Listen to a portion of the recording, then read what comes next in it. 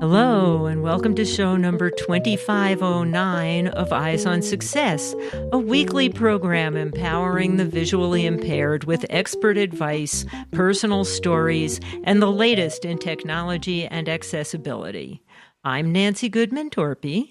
And I'm Pete Torpey. My philosophy is that not only does it have to meet expectations, but it's got to exceed my expectations. You know, coming down a hill, did the cane bend? Are the joints solid? Or if anything goes wrong on my end, I've got to work on it. And today we'll be learning more about how today's guest designs canes to be used by the visually impaired. We recently took a vacation in Arizona, which took an unexpected turn when Pete's all-terrain hiking cane desperately needed a repair. Fortunately, Sedona Dave, designer of the cane, lived just a few minutes from our hotel. So we went to see him, and he invited us into his cane lab. He not only repaired the cane, but also described the various canes and upgrades that have happened since we got that one. But let's start with our tip of the week. This week's tip comes indirectly from Sedona Dave. While we were talking to him, he fixed the cane. We wanted to go on a hike, and he told us which of the numerous trails in Sedona he recommended. And he recommended some fun trails. We really had a good time hiking up through the red rocks of Sedona. And even though I couldn't see them, Nancy could, and it was a really nice hike. We kept having to stop so I could gawk at the scenery. If you've never been there, Sedona is awesome. Support for Eyes on Success is provided by the Blind Institute of Technology, a global nonprofit organization dedicated to advancing accessibility and inclusion. BIT offers training programs and connects skilled professionals with disabilities to career opportunities. More information is at blindit.org.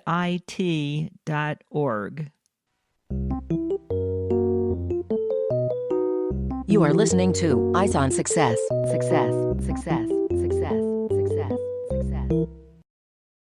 Let's start by meeting Sedona Dave. As we mentioned, we went to see him in his cane lab, and we basically recorded the interaction. And what you'll be hearing for the rest of the show is excerpts from that interaction. And so the discussion did not go in the normal sequence in which we do a more or less formal interview.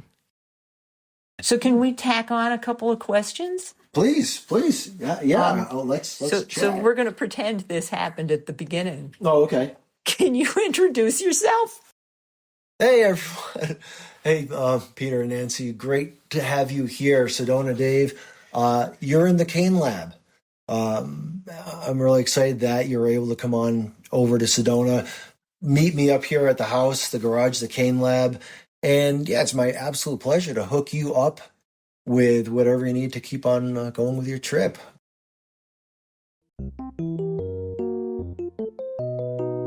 Eyes on Success connects corporate sponsors with visually impaired listeners around the world. More information about becoming a sponsor can be found at www.sponsor.eyesonsuccess.net. This week's focus topic is the various specialty white canes made by Awarewolf Gear and the improvements that have been made to the designs since the last time we spoke with Sedona Dave about a year and a half ago. But first, let's talk a little bit about the canes that Dave has been designing. I have, in general, been using a regular hiking stick that you would get from any sporting goods store for years and years until we found out about Sedona Dave's special hiking canes for visually impaired people. And basically, they're very strong hiking sticks like you'd get at a sports goods store, but they're designed to look like canes that a blind person would use. And I've found these to be very helpful on the hikes. We'll be discussing that more as we talk with Dave. But basically, people recognize me as being blind on the trails. They get out of our way, and people are a lot more pleasant. But let's talk to Dave as he invites us into his cane lab, which is actually in his garage, and let's meet him in person. So welcome to the Cane Lab. I know it looks like a garage, but this is really the Cane Lab. The cane The Cane Lab, right? And this is the corner of the garage I occupied as the lab itself. Come on into the Cane Lab. And once we were in the cane lab, Dave proceeded to debug the problem and repair my cane. Let's hear how that went. So welcome to Sedona. Yeah, so it sounds like you've got your ball tip fell off. I did. It was kind of, Okay. I've been using this cane ever since I got it. And that's the first time I've seen it happen. I don't even know how to take it off if I wanted to. Okay, that's why you're in good hands. Question It didn't is, fall off. It broke. yeah, right, So let right me- over here. So what happened was the ball actually inside the ball. There's a ball bearing, a sealed stainless bearing. Okay. And the bearing actually came off of this stem. Right at the very end, the factory melts this end over the ball bearing to keep everything in place. Okay. After repeated use, though, that it's just a small piece of plastic that ends up failing. Oh, okay. Right. So we'll definitely replace that for you. Right now, we've got a couple of choices of colors. We've got sort of a sherbet pink purple. We've got a yellow, or I could get another red. Any preference of color? Yeah, I think yellow. Yellow? Okay, I don't have any more red right now. Okay. If you want red, I could pirate one off of a new one. I think yellow is just Yellow? fine. Okay. Yeah, that's- Yellow, It's got some personality. it does. It really, really does. So let's get this going. Oh, I put his all-terrain cane on your workbench. Oh, you did? Okay. Oh, yes. Yellow will catch people's attention. It does. And it looks great. So what I recommend... Well, pink would look like a mistake against the red. It was just so funny that, I've been using this for years since we talked to you. And here we come to Sedona, and all of a sudden fell apart. What a perfect time for it to fall apart, Right. too. Yeah, and we thought, well, how can we contact Dave? Whatever it takes, get a hold of this guy. Well, we were getting ourselves ready we're actually heading down to Jerome if we ever get there for the day. And we went to put some stuff in the trunk, and I looked in, and the Awarewolf cane was in there, but the ball tip was not. And Pete flipped out. I said, Pete, where are we? It couldn't be better than this. He's like, we're in Sedona. I'm like, right. The Wasn't going to be a Sedona good hiking Dave. trip without my cane. Oh my gosh, thank you. Absolutely. Is this two? Yes, it is, actually. There you go. Thank you so much. Sure. Of Oh, it even says Awarewolf Gear.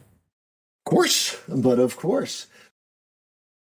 Then Dave started showing us his latest cane options. It turns out there's now more than one. So what we have here... He's got a completely different kind of tip. Right. So this is the Urban Explorer. This is the city version of the all-terrain cane.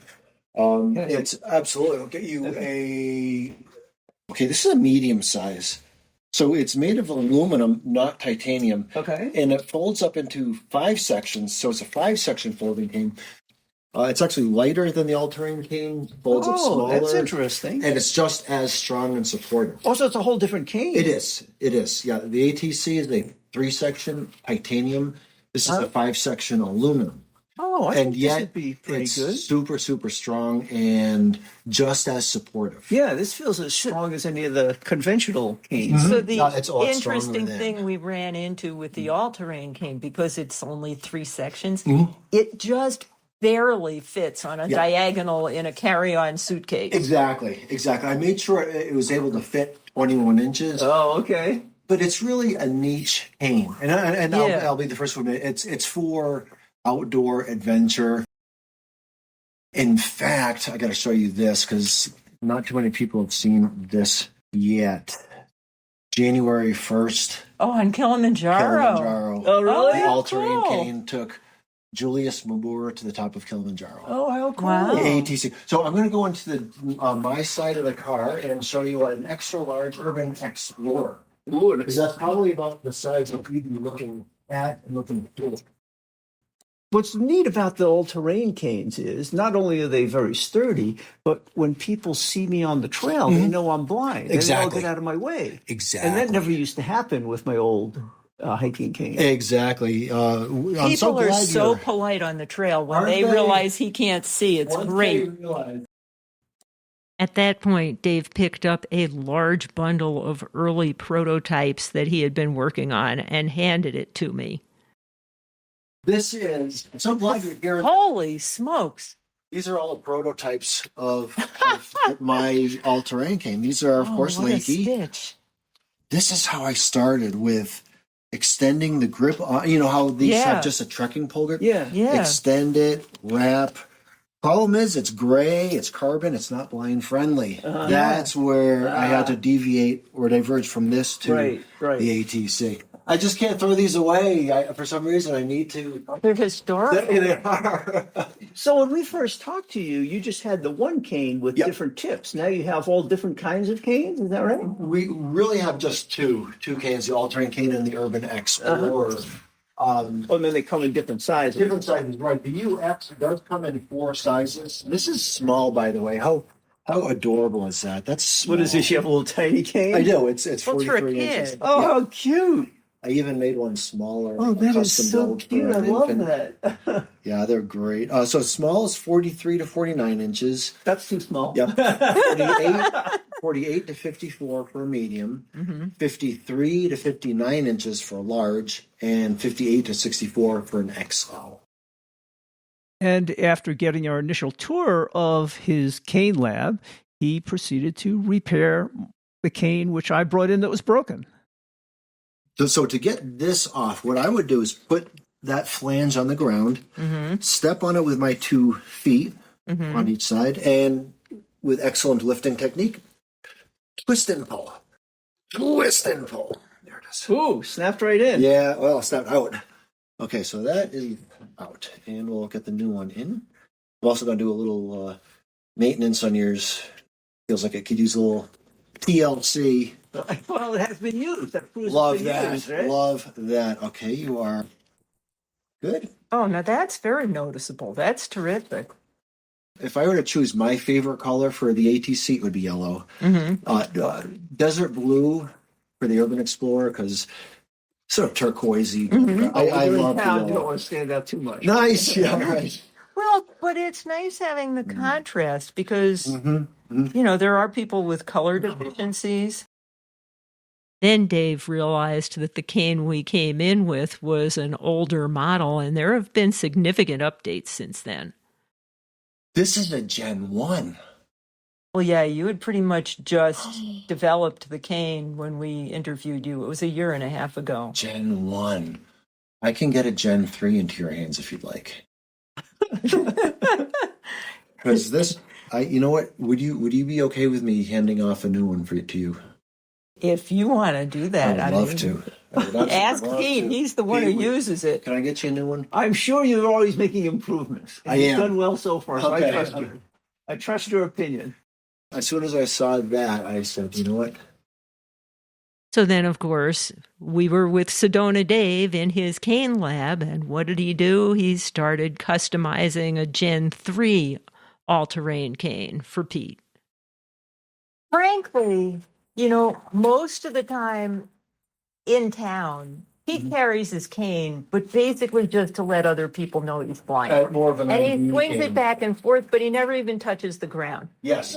And so the roller ball, which would be handy if he actually touched the ground with it, isn't so handy for that purpose. And on the trail, he doesn't swing it back and forth either. Our trails are just as uneven as your trails. Okay. And so he kind of plops it instead of swinging it. So when I use my all-terrain cane, I really use it as a hiking stick. I use it for a little extra balance. I don't use it to see where I am like you would with a normal cane because I'm usually following Nancy with one hand on her shoulder and one hand on my cane. When I'm using a city cane, I use it completely differently.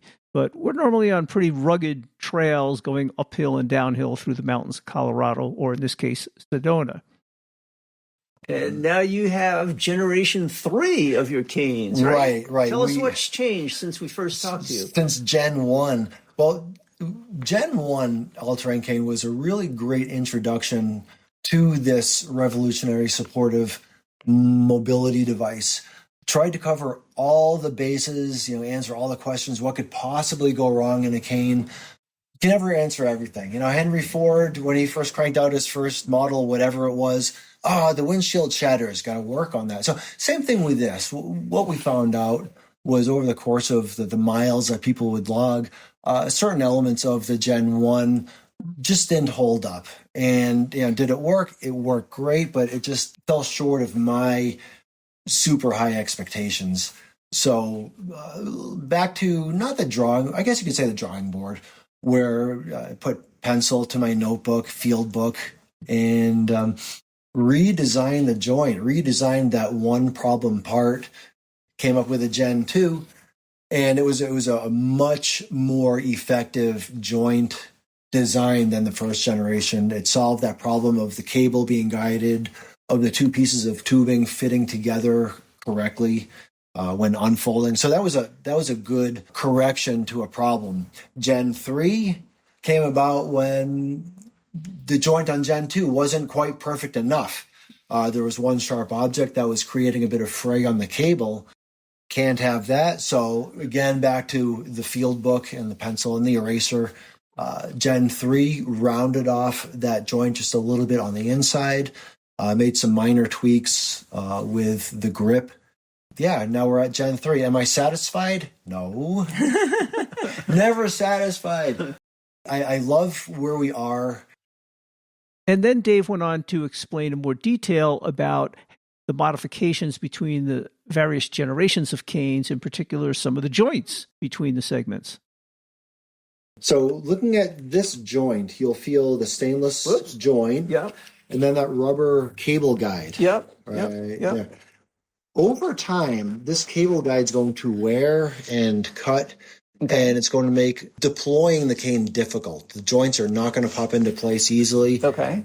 So that is where I had what I'll call the failed design feature in the Gen 1. Oh, okay. So we got rid of that rubber guide, and in place, we redesigned the joint so that the metal end is round as opposed to the rubber guide, the metal joint. Feel the one he's holding. So you can feel how I see. So now it's the not metal gonna can't cut the it's not going to scrape up wire as much. Right, exactly. Right. Yeah. Because our most recent cane failure, not on one of yours, one of regular cane where they have a bungee cord up the middle. Right. The bungee cord got cut by some piece of cane. Yeah, that same mechanism. Yeah. Okay, They probably got that. frayed it over So time. now with the round metal, that won't fray the cord. Right. Right. Right now, I'm just addressing the joints. I'm taking the silicone cloth, cleaning the stainless joints so they pop in and out nice and easily. Also on the upper shaft, extend, and with a silicone cloth, I address that shaft, keep it clean, lubed, dust-free, oil-free. And then after I do that, I'll test. I know that's going to be loose because I just applied a lubricant to this. Make sure it's, okay, see that's a little loose. All right, you are good. Well, so this is probably a good routine maintenance every few months or so. It is, absolutely. Okay. In fact, I'm going to send you home with a cleaning cloth as well. Okay. Oh my gosh. You're going to actually make us happy that the Yeah. Oh, no, can't have happy, right? What we're doing is we're actually switching from that cable to this material. And this is called Dyneema. Dyneema is a braided polymer rope Yes. that with the same diameter, it's actually twice as strong as stainless steel cabling. Oh, interesting. And it folds, it bends, it's very flexible. It's very flexible for something that thick. interesting. Problem solving, and I'm all about the problem solving. So in our Gen 4s, which we're going into production within 2 months, this will actually replace the stainless cabling, and then we'll see what we need to do from there. But my bar is set so high, and it could be a genetic defect or a brain defect or a birth defect, but So I take it business is going well if you continue to innovate and make new designs and stuff, huh? we're really garnering some amazing international recognition right now. Europe, Australia, New Zealand. And now that Julius has crushed Kilimanjaro, all of South Africa is very, very interested in what we're doing. Wow. Oh, interesting. I'm just super excited about where we are, where we're heading. Well, these are terrific canes. I was a little skeptical at first because I was pretty happy with my, kind of normal hiking cane. Mm-hmm. And then when I started using this, I just saw the difference it made on the trail, and people stayed away from me and stuff, and it was very solid. So important that it's white and red reflective. Yeah. People would ask me, would I be willing to blend it up, add different colors? There's a company called Awarewolf Gear Initiative. They offer custom wraps for canes. Once it leaves my garage or our fulfillment center, I can't have any say in it. But as you point out, in the middle of an intersection, if it's not white and red reflective, we're not covered. Right. It's not the same thing. Yeah. We're not the same. Right. That's where I draw the line, where it's got to serve its functions. Yeah, on the trail, it looks like a mobility cane. Right. Yeah. Right. Yeah. It makes a huge difference. My philosophy is that not only does it have to meet expectations, but it's got to exceed my expectations. Coming down a hill, did the cane bend? Are the joints solid? Or if anything goes wrong on my end, I've got to work on it. So that's why I'm never really perfectly happy. There's always something to improve. Well, you do learn with products from having people using them. And the more people using them, you're going to find the problems that occur less and less frequently, right? Indeed, yeah. When I get feedback, something went wrong, correct it. And you're right. Now I could put that problem to rest. Right. And then I keep asking, well, what else can go wrong? And there's always something else. There's always somebody who, for example, when they collapse the handle grip, if they go too fast, that black plastic collar breaks, and now that upper joint doesn't work. How did we fix that? 2 black plastic collars, one on the upper shaft, one on the second shaft. Always innovating, and at some point it'll be perfect. And I left Dave's Cane Lab as one happy camper, or hiker in this case. And I continued to use the new cane on the rest of our vacation through Arizona, hiking up and down rocky mountains and all kinds of difficult trails. And there were no problems. We had a great time. So I really admire the work Dave's done on these canes, and I use it all the time around Colorado now.